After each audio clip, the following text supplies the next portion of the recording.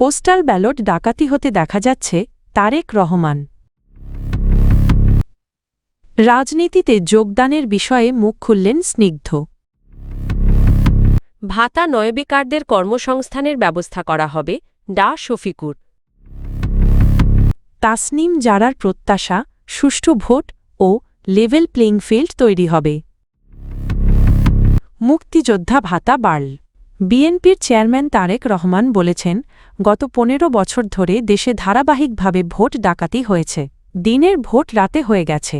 এবারও পোস্টাল ব্যালটের মাধ্যমে ভোট ডাকাতির আলামত দেখা যাচ্ছে। তাই আসন্ন নির্বাচনে সবাইকে ভোট ডাকাতির বিরুদ্ধে ঐক্যবদ্ধভাবে অবস্থান নিতে হবে। রোববার সন্ধ্যায় ফেনী সরকারি পাইলট হাইস্কুল মাঠে জেলা বিএনপি আয়োজিত নির্বাচনী মহাসমাবেশে প্রধান অতিথির বক্তব্যে তিনি এসব কথা বলেন। সমাবেশে সভাপতিত্ব করেন জেলা বিএনপির আহ্বায়ক শেখ ফরিদ বাহার এবং সঞ্চালনা করেন সদস্য সচিব আলাল উদ্দিন আলাল। তারেক রহমান বলেন, আগামী ১২ ফেব্রুয়ারির নির্বাচনে ধানের শীষকে বিজয়ী করতে পারলে দেশের মানুষকে স্বাবলম্বী করা হবে। নতুন করে খাল খনন কর্মসূচি চালু, কৃষকদের জন্য কৃষি কার্ড, নারীদের জন্য বিশেষ সহায়তা এবং নানা কর্মসূচির মাধ্যমে বেকার সমস্যা সমাধান করে দেশের উন্নয়ন নিশ্চিত করা হবে। তিনি বলেন, লাখ লাখ বেকারের জন্য কর্মসংস্থান সৃষ্টি করাই বিএনপির প্রধান লক্ষ্য। একটি দলের প্রতি ইঙ্গিত করে সমালোচনা করে তারেক রহমান বলেন, যারা বেহেশতের টিকিট দেওয়ার কথা বলে ভোট চাইছে তারা নিজেরাই শিরক করছে এবং ভোটারদের সঙ্গে প্রতারণা করছে। তিনি এসব বিভ্রান্তিমূলক বক্তব্য ও কর্মকাণ্ডের বিরুদ্ধে জনগণকে সচেতন ও প্রতিরোধ গড়ে তোলার আহ্বান জানান। তিনি বলেন, ওই দল সম্পর্কে নতুন করে জানার কিছু নেই। মুক্তিযুদ্ধের সময় তাদের ভূমিকা ও কর্মকাণ্ড সম্পর্কে দেশের মানুষ অবগত ছিল। জুলাই আন্দোলনে শহীদ মীর মুগ্ধের ভাই মীর স্নিগ্ধ অবশেষে রাজনীতিতে যুক্ত হওয়ার পেছনের কারণ ব্যাখ্যা করেছেন। তাকে ঘিরে চলমান নানা গুঞ্জনের প্রেক্ষিতে রোববার ২৫শে জানুয়ারি নিজের ভেরিফাইড ফেসবুক আইডিতে দেওয়া এক দীর্ঘ পোস্টে তিনি তার অবস্থান স্পষ্ট করেন। ফেসবুক পোস্টে ভাই ব্যবসায়ী শব্দ বন্ধটি নিয়ে প্রশ্ন তুলে মীর স্নিগ্ধ লেখেন, রাজনীতিতে তার সম্পৃক্ততাকে যেভাবে ব্যাখ্যা করা হচ্ছে তা বাস্তবতার সঙ্গে সঙ্গতিপূর্ণ নয়। তিনি জানান, রাজনীতিতে যুক্ত হওয়ার আগে তার একটি সুসংগঠিত ও স্বচ্ছ জীবন ছিল। একজন সফল ফ্রিল্যান্সার হিসেবে তিনি প্রতিষ্ঠিত ছিলেন এবং ছাত্রজীবন থেকেই নিজের উপার্জনের টাকায় পড়াশোনার খরচ, ব্যক্তিগত প্রয়োজন ও শখ পূরণ করেছেন। তিনি লেখেন, ২০২৪ সালের জুলাই মাস তার জীবনে ভয়াবহ মোড় এনে দেয়। সে সময় তিনি তার ভাই মীর মুগ্ধকে হারান। ভাই হত্যার পর শত হুমকির মুখেও মুগ্ধর পানি লাগবে শীর্ষক ভিডিও প্রকাশ করে তিনি আন্তর্জাতিক পরিসরে বিচার দাবি তোলেন, যা জুলাই আন্দোলনের একটি গুরুত্বপূর্ণ টার্নিং পয়েন্ট হয়ে ওঠে বলে তিনি উল্লেখ করেন।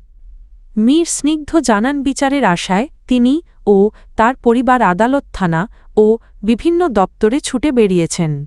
নিজের উদ্যোগেই ব্যাংক ও বিভিন্ন প্রতিষ্ঠানে গিয়ে সিসিটিভি ফুটেজ সহ হত্যার প্রমাণ সংগ্রহ করেছেন। তিনি লেখেন, এই দীর্ঘ প্রক্রিয়ায় শারীরিক ও মানসিকভাবে তারা চরমভাবে ক্লান্ত হয়ে পড়েন।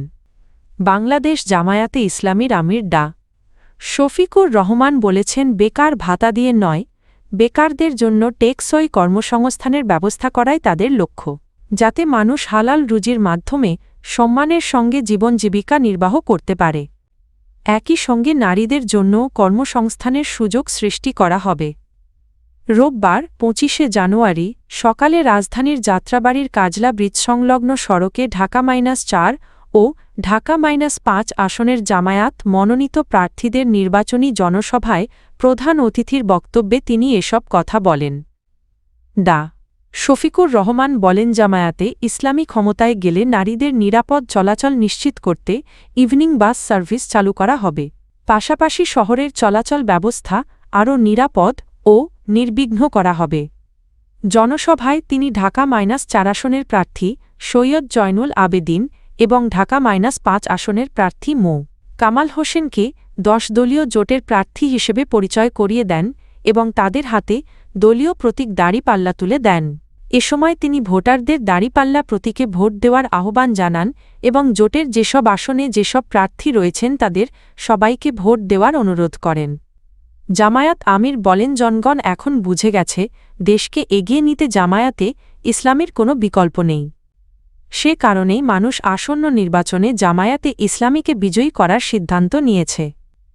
ক্ষমতায় গেলে জলাবদ্ধতা নিরসন, গ্যাস সংকট দূরীকরণ, খেলার মাঠ স্থাপন, মাদক ও চাঁদাবাজি নির্মূল এবং সাধারণ মানুষের নির্বিঘ্ন চলাচল নিশ্চিত করার প্রতিশ্রুতি দেন তিনি। ত্রয়োদশ জাতীয় সংসদ নির্বাচন সুষ্ঠু ও গ্রহণযোগ্য হবে এবং সব প্রার্থী সমান সুযোগ পাবেন, এমন প্রত্যাশা প্রকাশ করেছেন ঢাকা -৯ আসনের স্বতন্ত্র প্রার্থী তাসনিম জারা।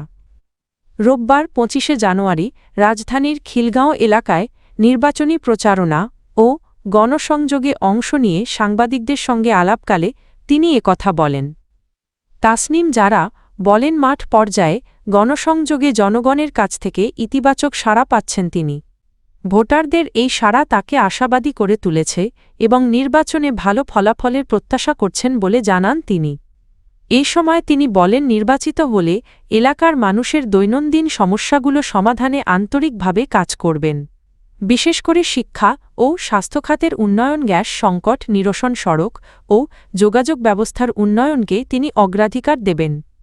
তিনি আরও বলেন, জনগণের প্রত্যাশা ও প্রয়োজনকে গুরুত্ব দিয়ে একটি জনবান্ধব ও দায়িত্বশীল প্রতিনিধিত্ব নিশ্চিত করাই তার লক্ষ্য। মুক্তিযুদ্ধ বিষয়ক মন্ত্রণালয়ের আওতাধীন খেতাবপ্রাপ্ত মুক্তিযোদ্ধা ও শহীদ মুক্তিযোদ্ধা পরিবারের মাসিক ভাতা ৫,০০০ টাকা বাড়ানোর সিদ্ধান্ত নিয়েছে সামাজিক নিরাপত্তা কর্মসূচি সংক্রান্ত উপদেষ্টা পরিষদ কমিটি।